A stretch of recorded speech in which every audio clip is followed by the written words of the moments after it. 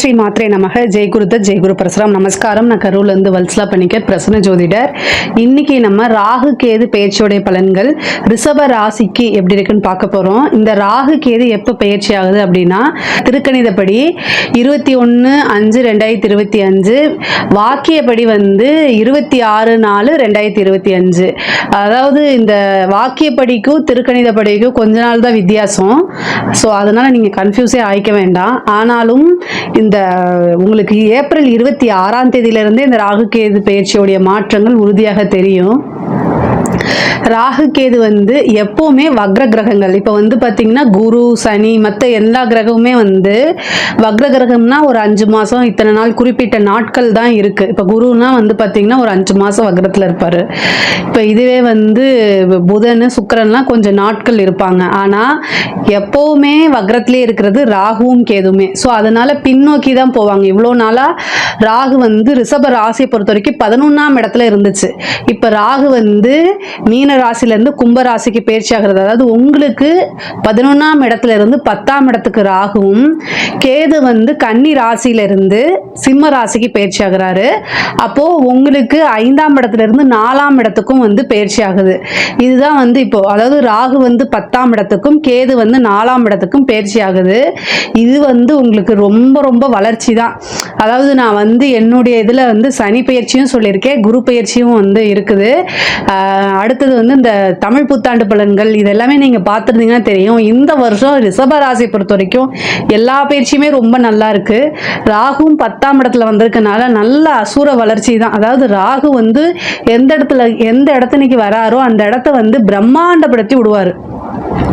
கேது கொஞ்சம் மாற்றி செய்யும். ஆனால் பொருளாதார வளர்ச்சியை பொறுத்த வரைக்கும் கேதுவை விட ராகு தான் பல மடங்கா உயர்த்தி விடும். ராகு யோகக்காரகன், போகக்காரகன் அப்படின்னு பல பேர் இருக்கு. யோகம்னா என்ன? உங்களுக்கு என்ன வேணும்னு நீங்க நினைக்கிறீங்களோ, வாழ்க்கையில ஒவ்வொருத்தருக்கும் ஒவ்வொரு டேஸ்ட் இருக்கும், ஒவ்வொருத்தருக்கும் ஒவ்வொன்று தேவை இருக்கும்.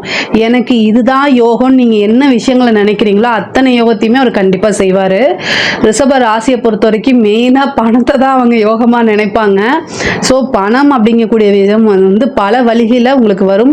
நீங்கள் செய்யக்கூடிய அத்தனை காரியங்களுமே உங்களுக்கு வெற்றியைத்தான் கொடுக்கும். ஏன்னா 10ஆம் இடம்ங்கிறது காரிய வெற்றியை குறிக்கக்கூடிய இடம். அது இல்லாமல் நம்ம தொழிலை குறிக்கக்கூடியது. தொழில் ஸ்தானத்துக்கு வராரு. அப்போ தொழிலில் நீங்கள் என்ன காரியங்கள் செஞ்சாலுமே அது வெற்றி தான். தொழிலில் எவ்வளோ விஷயங்கள் செஞ்சாலுமே அது சக்ஸஸை தான் உங்களுக்கு கொடுக்கும். மிகப்பெரிய லெவலில் சக்ஸஸ், சாதாரண வெற்றி கிடையாது, மிகப்பெரிய லெவலில் சக்ஸஸை கொடுத்துரும். ஒவ்வொரு காரியங்களையும் செய்யும் போது யோசிச்சு நிறுத்தி நிதானமா செஞ்சாலே வெற்றி மேல வெற்றி. நீங்க 100 டைம் ஒரு எஃபர்ட் போடுறீங்கன்னா அது 1000 டைம் சக்சஸ் ஆகும். அந்த மாதிரி ஒரு விஷயங்களை தான் ராகு உங்களுக்கு கொடுக்க போறாரு. கேது 4ஆம் இடத்துக்கு வந்திருக்காரு. இது மிகப்பெரிய லெவல்ல உங்களுக்கு நிறைய சக்சஸை கொடுக்க போகுது.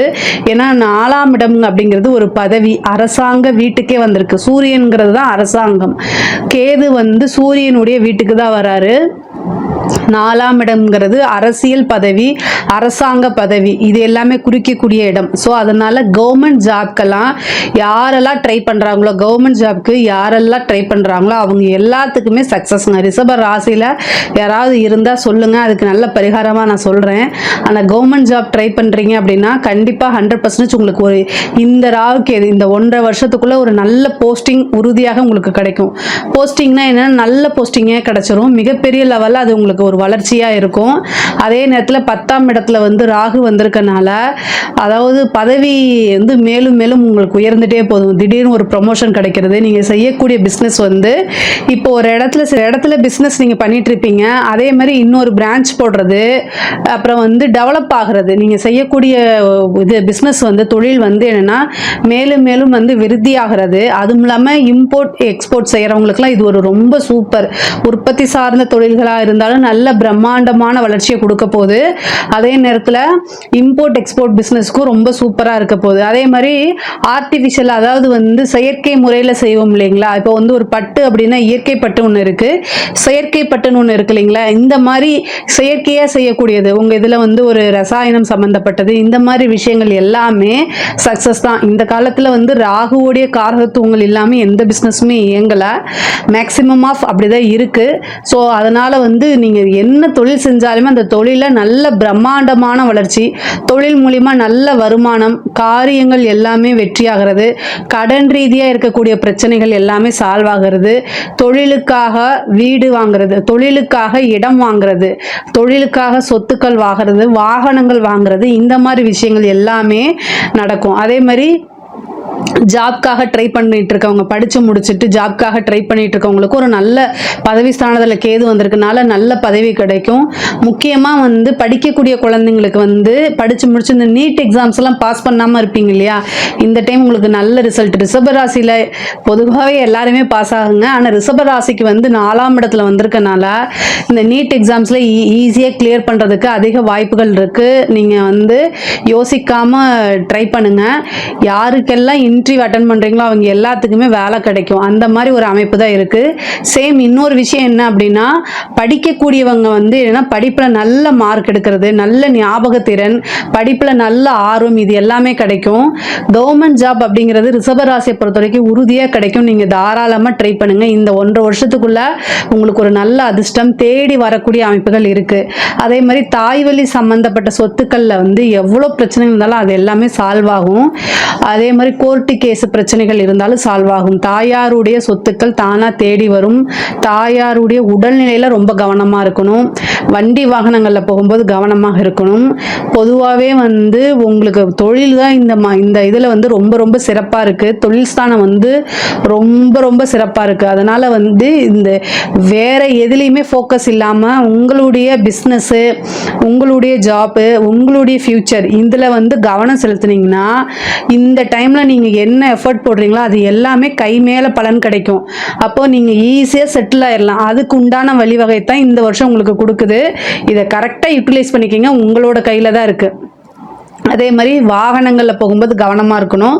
நீங்கள் ஜாக்கிரதையாக தான் போவீங்க, விழிப்புணர்வோடு தான் போவீங்க. ஆனால் ஆப்போசிட்டில் வரவங்க வந்து அதே கான்செப்டில் வருவாங்களா அப்படின்னு தெரியாது. ஸோ இருந்தாலுமே ரொம்ப ரொம்ப கவனமாக போங்க. அது இல்லாமல் நீங்கள் உங்கள் தாயாரோடு போகிறீங்க அப்படின்னா இன்னும் மேலும் கவனமாக இருக்கணும்.